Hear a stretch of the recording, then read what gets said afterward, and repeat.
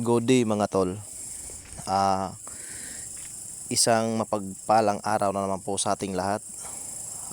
For today's video mga tol is mag-update tayo ulit sa mga gamit na ating kakasahin, which is ito yung Massacre Armageddon na kumbati mga tol. Ito ay part 3 na ng ating kasahan. Actually mga tol, ito ay napakaswerte ng makakuha ng mga gamit na ganito dahil ito po ay walang pinagkaiba sa aking mga ginagawa personal. Yan mga tol. Ang orasyon natin dito tol is sinulat natin sa tila na kulay pula at sa mismong bao.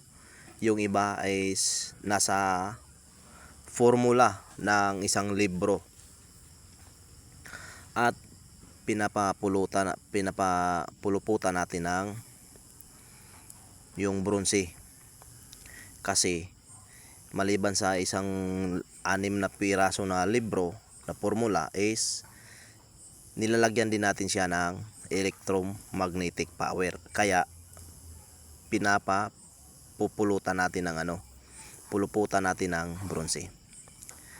Ang nilalagay natin dito mga tol is Saint Benedict medal. Yes mga tol. Tsaka Holy Rosary at mga mutya sa dagat, which is ito yung mga nagamit sa tagulilong at mga lucky charm. Yes mga tol. Ito ay talagang pangkumbati talaga tol ng mga kargada. Talagang tunay na subok at maasahan na pandigma. Ready to use lahat ito mga tol. Dadalhin lang sa mabuti, iingatan. Hindi porket na ready to use is maging abusado na, hindi. Ito tol is protection pangkalahatan, which is ito ay nagpuprotekta lamang sa atin sa panahon ng kagipitan, panahon ng sakuna o kaya mga peligro, disgrasya. Even halimbawa may tao na magtitrip sa atin, babarilin tayo, sasaksakin, tatagayin o kaya lalasunin o kaya kukulamin, ito tol ay puno protekta. Kaya ligtas tayo tol kung mayroon tayong ganito. Dalhin na lang natin sa mabuti talaga, hindi tayo maging abusado. Normal lang, mamuhay lang tayo ng normal na parang wala lang. Ang mga sinasangkap natin dito tol is sagad yung mga sangkap natin dito. Nandito yung bulak na yung pinahid ko sa ihi, luha at laway ng sanggol na months old pa lang. Tsaka saga-saga seeds na pangontra din sa mga usog, sa mga lason, palipad hangin. Ang gamit tol ng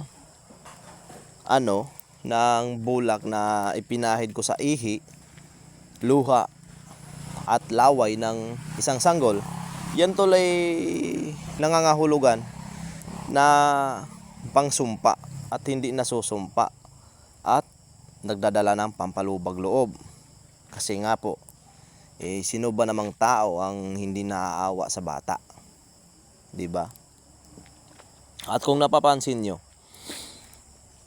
sa usapang orasyon, isa sa mga orasyon na nagdadala ng sumpa o kaya orasyon na pang sumpa is bibigyan ko kayo ng clue, yung uha. Yan mga tol, sumpa yan. Yan yung mga kinukumbine natin ng mga orasyon dito tol. Kung ano yung mga sinasangkap natin material, ibig sabihin mayroon din tayong mga orasyon mga ganyan. At itong asukal, asin, bigas at kanin, kung bakit natin ito pinagsama-sama sila. Kasi ganito kasi yan tol.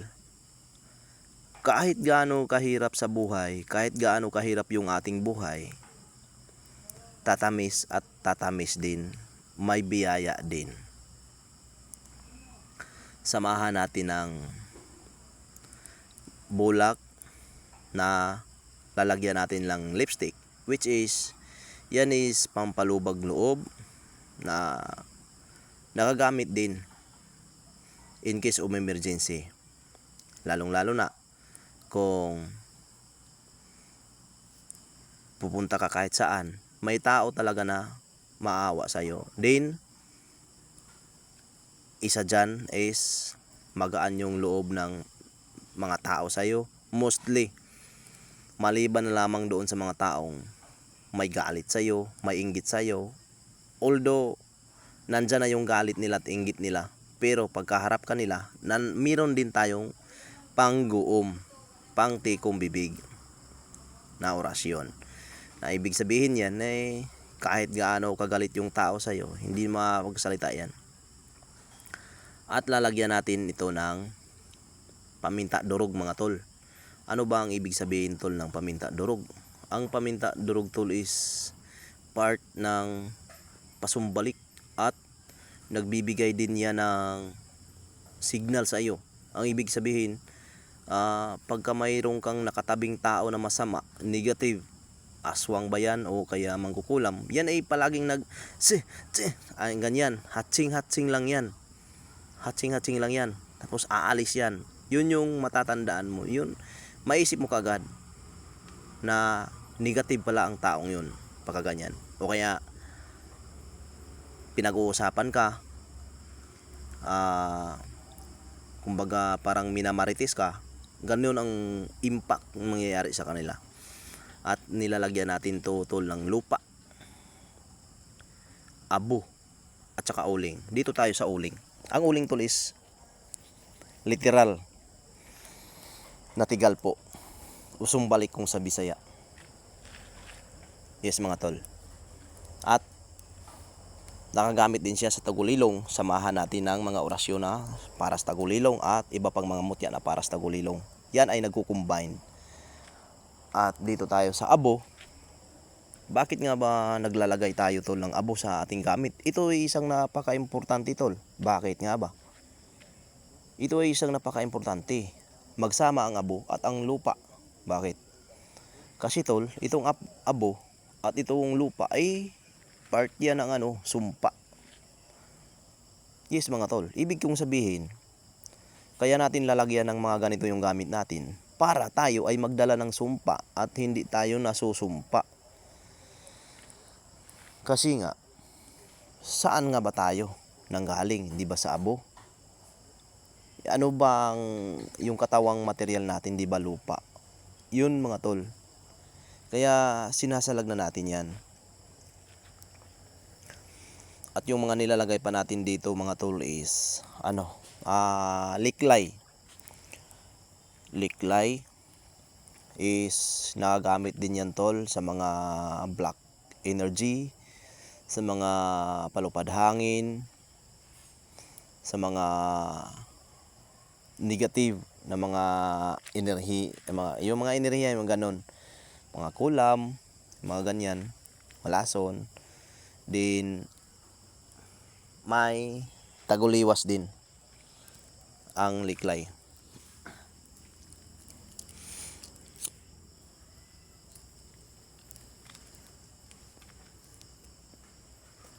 Nilalagyan din natin ito tol ng mutya ng kidlat. Kung makikita nyo yung mutya ko ng kidlat sa previous mga video ko, yung malakas dumikit sa magnetol, yun. Kaya nga hindi ko na talaga ibibinta yun tol ng buo, kasi kunti na lang talaga yun, tamang-tama na lang talaga yun na pangsangkap-sangkap ko na lang sa mga gamit. Para yung iba magkaroon din. Every time nagagawa ako ng bao ng niyog, malibon eder, isang mata isang bibig, hindi ako papayag tol na hindi ko mapapalamanan o masangkapan ng kidlat. Kasi bihirang bihira talaga tol. ang ganitong klase ng kidlat. At ang iba pa natin dito na nilalagay tol is pandakaki itim, pula at saka puti. Literal na mga pangtaboy ng mga bad energy, literal na pangontra sa mga bad elemento, mga inkanto masama, sa mga mangkukulam at sa mga aswang. At pangontra din sa mga usog, pikpik, palipad hangin. At kulog, nilalagyan natin yan tol ng kulog. Yes mga tol. Then magnet, yes mga magnet, nilalagyan natin tol ng magnet dahil yan ay pampataboy sa mga kaaway, pampalayo sa mga kaaway. Then humihigop din ng aura. Instead na ikaw yung hihigupan ng aura ng iba ng mga loko-loko, ikaw ang hihigop ng mga aura nila.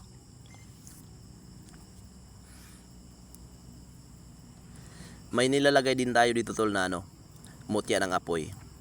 Yung mga maliliit lang yung nilalagay natin. Maliit malaki ganun lang din yan. Din yung mga awog pasumbalik.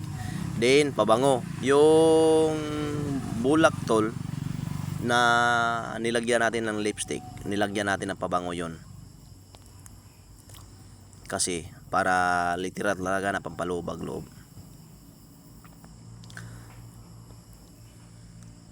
Di marami pa tayong mga sinasangkap-sangkap dito mga tol. Sinukuan, nilagyan natin ng sinukuan yan. Then may bato-ara din tayo na mga nilalagay dyan mga tol. Yung mga maliliit lang na mga bato-ara. Yan tol, black rosary yung nilalagay natin. Kasi nga gerero, pangkumbate.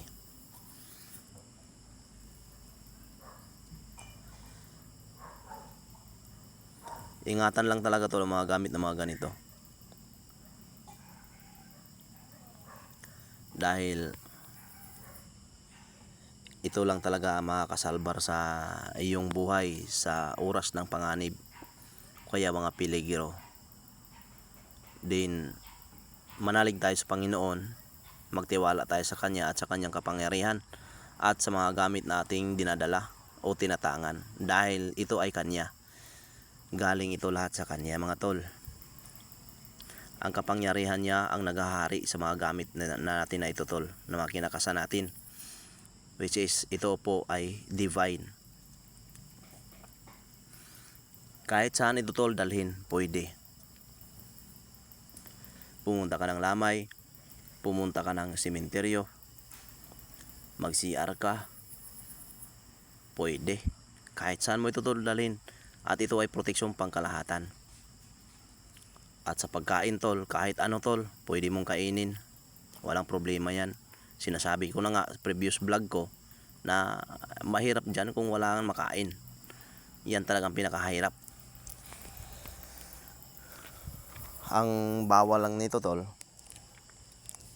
gamitin sa hindi maganda. Unang-una, pagnanakaw. Bawal yan tol. Wag mo talagang gagawin yan sa sarili mo tol. Lalong-lalo na pagka mayroon kang gamit na tinatangan. Bawal talaga yan tol. Mamuhay lang tol ng parehas. Maghanap ng mga diskarte kung saan tayo komportable. Basta parehas.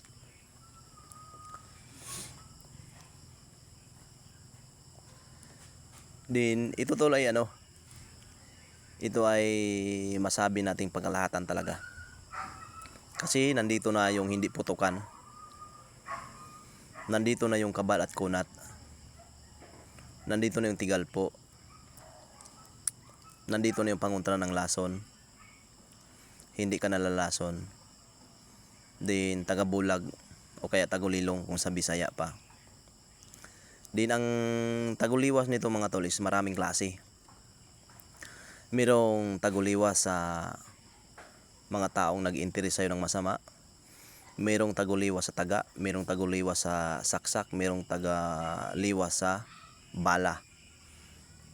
Din ang kabal nito tol is maliban sa 4 na layer, may kabal din ito mga tol na 22,000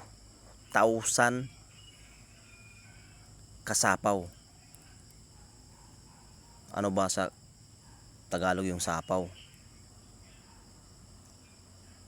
22,000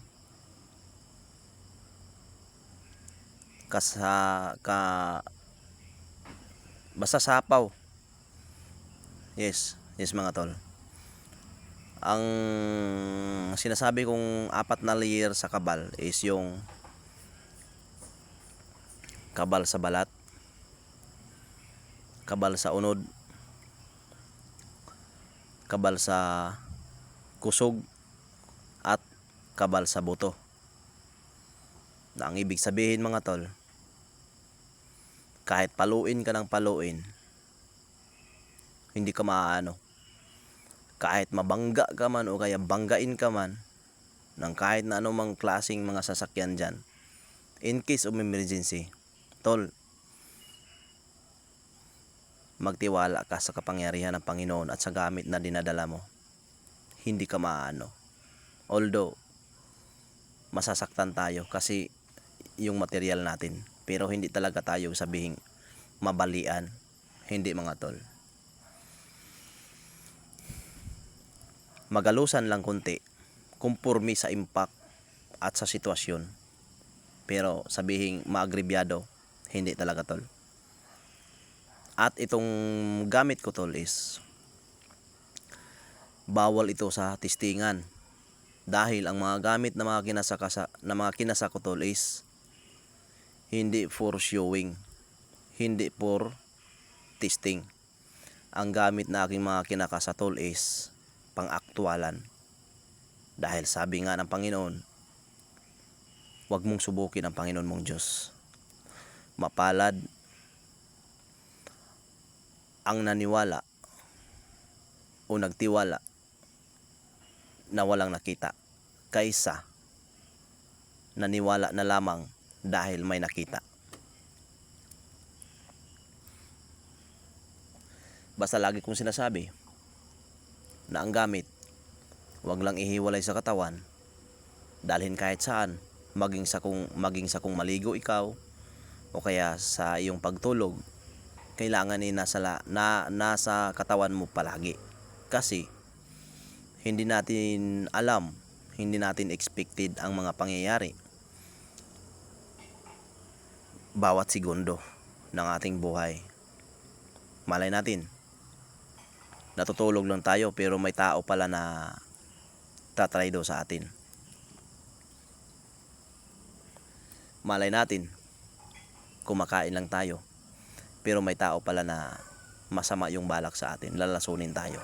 Diyan pa lang tol, yung mga ganyan pa lang na mga negatibo tol, ligtas na tayo. Yes mga tol. Ang mga gamit ko ng ito mga tol is nagdadala ng mga sumpa. Yes mga tol. Kaya kahit ganon, kahit ito ay nagdala ng sumpa, hindi rin natin to pwede na ipagyabang. Humble lang tayo, simple lang. Magpakumbaba lang hanggat maaari. Iiwas na lang hanggat makakaiwas. Pero tol, uulitin ko, sinasabi ko na rin naman ito nung sa mga previous vlog ko, pag interesa na talaga ang buhay mo tol,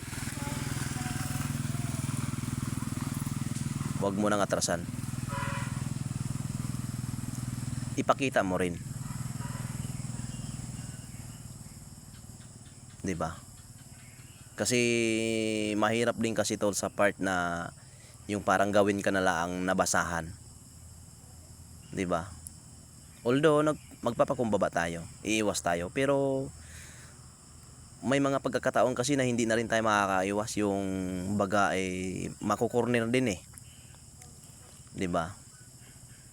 Sino ba naman ang gusto na magkakasala mga tol? May batas tayo dito sa mundo, 'di ba? Pero idalangin natin palagi na maiwas tayo sa mga ganyan. Kasi may mga tao talaga tol na pandamay. Yung mga tao na walang magawa sa buhay. At kung ikaw naman ay nasa gobyerno, kung ikaw naman ay police, either army, kaya ano ang estado sa buhay, mga bayani natin na mga nasa serbisyo, tol, in case emergency kung may enkwentro, tayuan mo na yan tol, bahala lang din naman yan. Huwag ka nang tumago o kaya dumapa, tumayo ka na, magtiwala ka sa kapangyarihan ng Panginoon at sa gamit na dinadala mo. Kasi ang mga gamit na ito mga tol ay pangdigma talaga. Hindi lang sa mga mortal mga tol, hindi lang sa mga taga, hindi lang sa mga bala, maging sa mga spiritual tol. Gahom batok gahom, tayo ka talaga. Yes mga tol, hindi yan sa pagmamayabang mga tol, sinasabi lang natin dito yung totoo. Kasi nga ito ay proteksyon. Kasi nga ang pinag-uusapan natin dito is proteksyon. Yun nga lang, sinasabi ko nga palagi na dalhin lang talaga sa mabuti. Hindi tayo maging abusado, simple lang. Huwag tayo mang-apak ng ating kapwa, masama yun. Simple lang tayo. Then ito nga pala tol is libon ng niyog na walang mata. At yung isa mata isang bibig, isang piraso lang to kinakas ako. Ito yung gamit ko na sa una na matagal nang na-stock. Tinanggal ko, kumbaga in-upgrade ko na lang.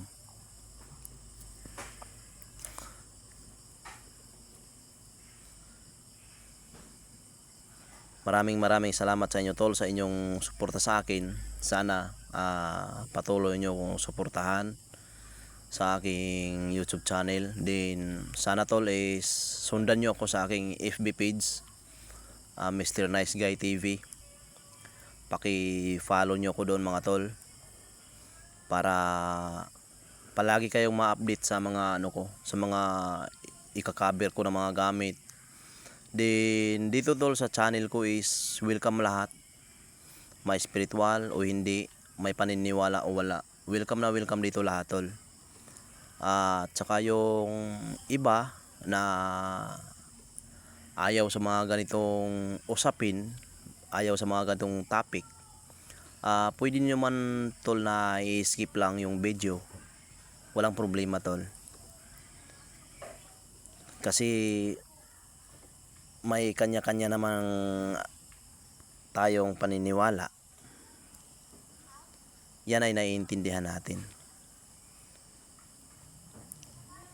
Then mag-ingat kayo lagi tol sa araw-araw, saan man kayo mapunta, trabaho nyo, mag-ingat lagi. Then manalangin tayo palagi tol sa ating Panginoong Diyos na gabayan niya tayo sa tuwina, maging sa ating pagtulog. Then tiwalaan natin ang gamit at dalhin natin sa mabuti. Yun lang man tol, maraming salamat sa inyong lahat. At kung kayo ay interesado sa gamit mga tol, tumawag lang kayo tol directly sa aking cellphone number, nasa description yung cellphone number ko. Yan is GCash number ko tol, ginawa kong personal contact number. Tsaka tandaan nyo palagi tol, wala akong ibang number na ginagamit, kundi yan lang talaga mga tol. Baka kasi may iba na magpanggap, kukuha ng mga picture natin, ng mga pinupost, din lulukuhin kayo, wag kayong basta-basta maniniwala tol. Talagang i-confirm nyo talaga tol. Basta tandaan nyo lagi tol, wala akong ibang number na ginagamit at GCash number. Ito lang talaga, wala nang iba. So yun lang mga tol, maraming salamat sa inyong lahat. God bless po sa inyong lahat mga tol. Mabuhay po tayong lahat. Mag-ingat kayo lagi tol. God bless.